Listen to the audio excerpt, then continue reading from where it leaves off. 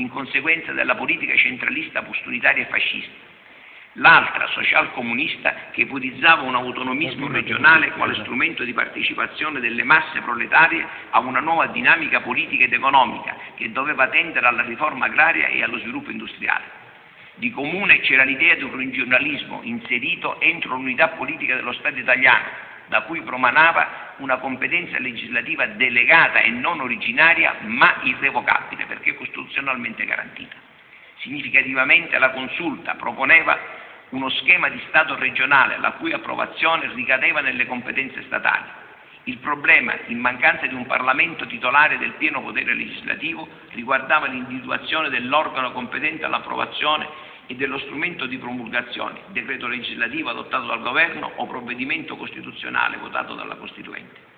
Di rilievo era la circostanza che, al di là dell'ampiezza da dare all'autonomia siciliana, che comunque si poneva con carattere di specialità e connessa alla particolare contingenza politica, ancor prima che si riunissero i padri costituenti e che si compissero le scelte istituzionali, decidendo anche dell'organizzazione amministrativa del nuovo Stato, in Sicilia, e certamente con il beneplacito delle ditte politiche e dei partiti maggiori, si era deciso che il nuovo Stato democratico sarebbe stato uno Stato regionale. Si conveniva pertanto che la Regione avrebbe goduto di autonomia istituzionale, quale persona giuridica pubblica, che il modello regionale avrebbe potuto prevedere delle difformità, ovvero specialità, connesse alle peculiari realtà politico-sociali. Politicamente si operava un'evidente trasformazione nella struttura unitaria e la Sicilia cessava di essere un territorio indistinto dello Stato nazionale, assumendo consistenza di corpo giuridico-politico dotato di proprie competenze, con ciò segnando anche una premessa per l'affermazione dello Stato regionale. La Consulta siciliana esaminava il progetto statutario esitato dalla Commissione nella sua quinta sessione, a partire dal 1° dicembre, e lo approvava con un ampliamento del previsto ambito d'autonomia il 23 dicembre del 1945.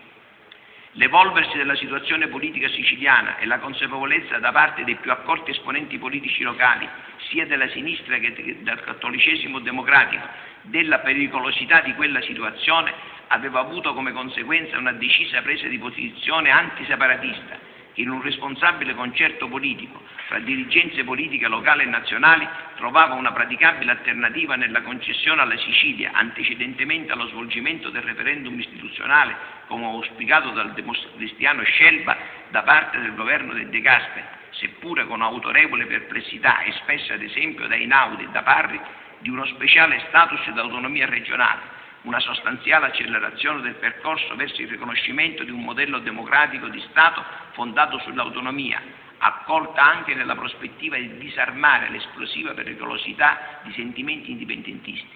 Infatti, cito, perché alla Sicilia non capita l'avventura di vedere il suo popolo pronunziarsi contro l'unità del Paese, suggeriva Giovanni Guaridamella, è necessario che il prima del 2 giugno le sia data la sua autonomia. Sottoposto al vaglio della Consulta nazionale, accompagnato dalla relazione del deputato Gilardoni, portavoce della Giunta di Studio, costituita ad hoc per il suo esame, lo Statuto veniva presentato come un testo costituzionale non revocabile, seppure da coordinare necessariamente con l'elaborata Costituzione democratica. Il testo di Statuto esitato dalla Commissione e approvato, pur seguendo nella struttura e nelle linee portanti il progetto di Salemi, concretamente veniva a rappresentare, attingendo agli altri progetti, un testo nuovo, risultante da un compromesso fra le varie componenti politiche che, escludendo ogni struttura federale, configurava la Regione quale ente autonomo con potestà legislativa esclusiva nell'ambito della Regione e nei limiti delle leggi costituzionali dello Stato, senza pregiudizio delle riforme agrarie e industriali deliberate dalla Costituente del popolo italiano.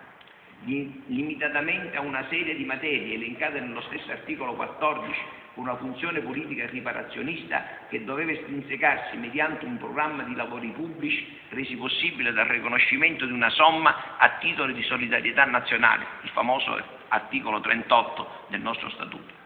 Un acceso dibattito fra fautori dello Stato regionale e chi come Einaudi temeva un totoregionalismo costruito sull'esempio siciliano e sardo portava all'enucleazione da parte del comunista Licaus del concetto di regione a statuto speciale, mentre l'incalzare degli eventi induceva ad una rapida approvazione del testo, che emendato nell'articolo 42 con la previsione del coordinamento del testo statutario con quello costituzionale, era approvato con il voto contrario dei ministri Cattani, Gasparotto e Nenni dal Consiglio dei Ministri del 15 maggio e con la firma di quello che era divenuto il Re Umberto, veniva pubblicato nella Gazzetta Ufficiale numero 455 del 10 giugno. Un confuso e abortito tentativo di colpo di Stato istituzionale monarchico-separatista, con l'offerta a Umberto di assumere la corona di Sicilia in caso di sfavorevole esito del referendum istituzionale fissato per il 2 giugno, di fatto accelerava l'iter dell'approvazione governativa dello Statuto. La concessione di uno speciale Statuto d'autonomia sostenuta da un vasto schieramento autonomista che vedeva insieme liberali quale la Loggia e Orlando, cattolici come Aldisio, Mattarella, Alessi, Milazzo e marxisti quali Mineo, Montalbano e Licausi, per fare qualche citazione, peraltro appariva quasi un riconoscimento di presunto reali danni ricevuti dall'isola a causa del ritardato sviluppo derivante dal centralismo miope dei precedenti governi, sia liberali che fascisti. E in tale prospettiva, in qualche misura accogliendo talune istanze riparazioniste, esso conteneva una speciale sovvenzione di solidarietà. L'iniziativa assunta si rivelava politicamente proficua e la consultazione elettorale tenutasi nell'isola il 20 aprile del 1947 per l'elezione del primo Parlamento regionale dell'Italia repubblicana segnava la sostanziale sconfitta del partito separatista, peraltro scissosi nel congresso di Taormina del gennaio del 47 in un'ala monarchica e in un'ala repubblicana che finiva per raccogliere meno del 10% dei suffragi. Di contro, comunisti e socialisti congiuntamente con i 29 seggi superavano i cattolici che ne ottenevano solo 20. Quasi contestualmente il governo centrale italiano, ormai sufficientemente saldo, riusciva a reprimere l'indipendentismo armato, di fatto rimasto isolato con il venir meno delle istanze separatiste e la dissoluzione dell'Elis, di cui già nel dicembre del 1945 Lucio Tasca di Bordonaro e i Paternò di Carcaci avevano cercato di trattare alla resa.